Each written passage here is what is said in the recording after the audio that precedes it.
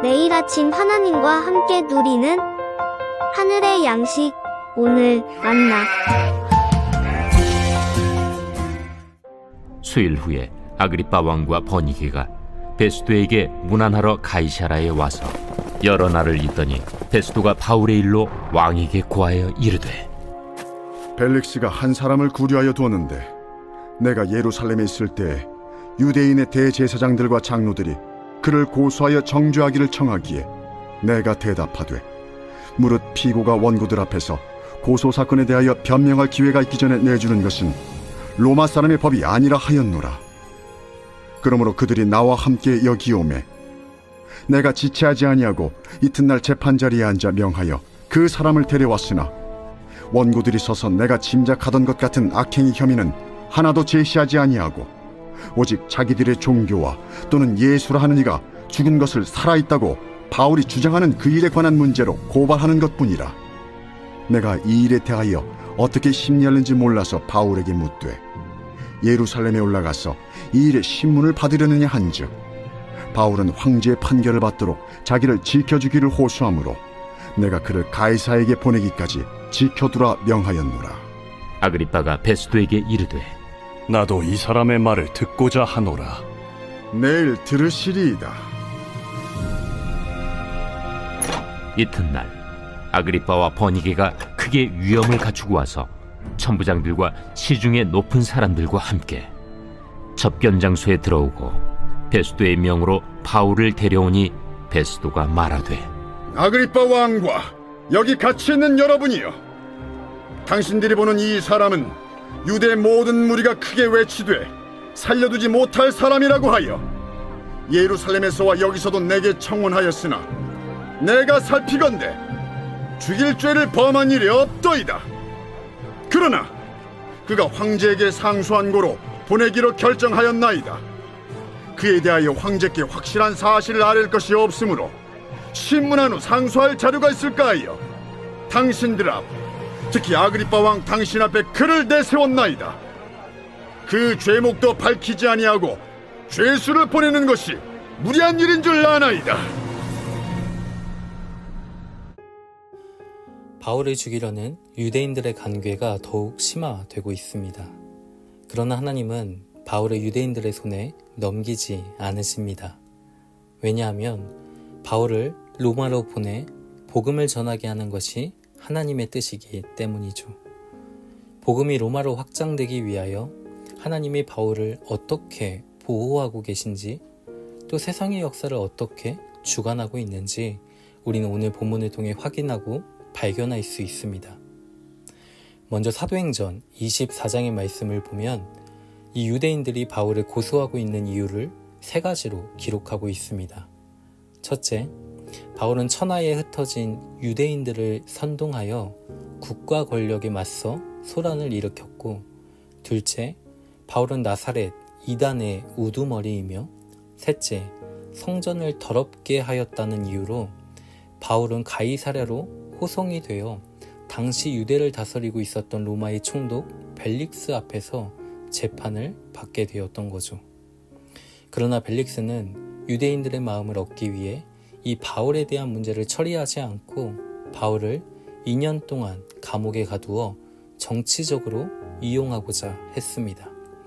그러나 벨릭스가 파면이 되고 새로운 총독으로 베스도가 부임을 하게 되는 거죠. 베스도는 부임한 지 사흘 만에 그 로마의 통치 가운데 있었던 예루살렘을 방문하게 됩니다.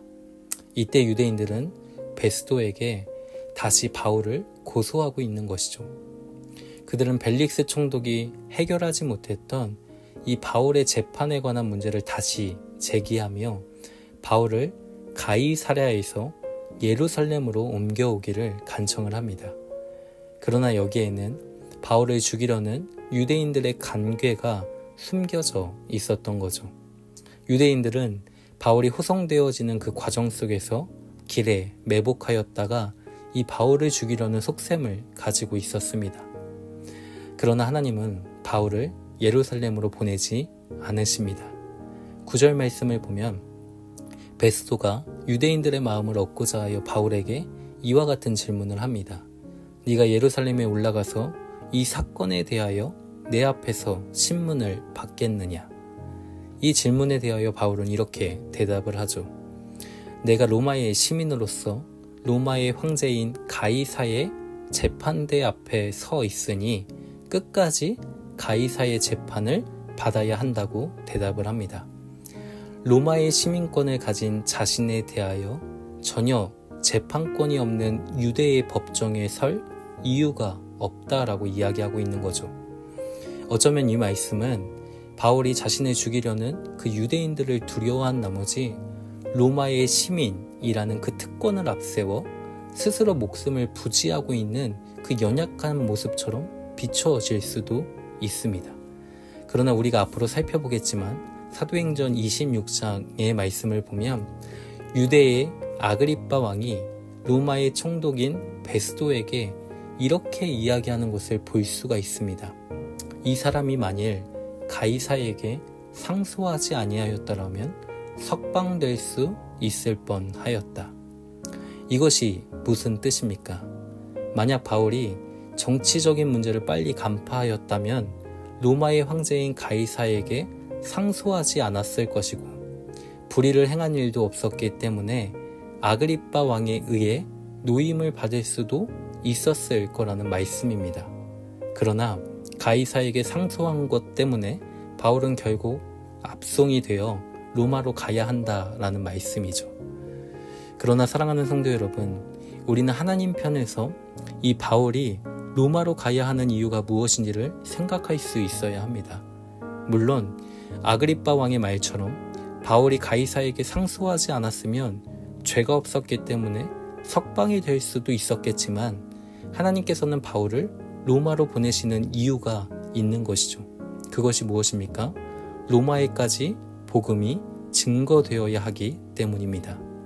사도행전 23장 11절 말씀을 보면 하나님은 바울에게 분명히 말씀하셨습니다. 그날 밤에 주께서 바울 곁에 서서 이르시되 담대하라. 네가 예루살렘에서 나의 일을 증언한 것 같이 로마에서도 증언하여야 하리라 하시니라.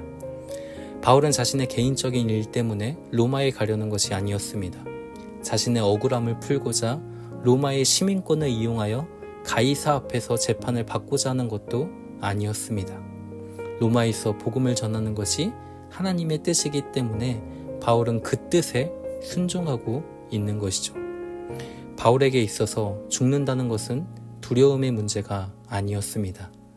하나님께서 그리스도를 이방에 전하기 위한 분명한 목적을 가지고 이 바울을 선택하셨을 때 바울은 혈육과 의논하지 않았습니다.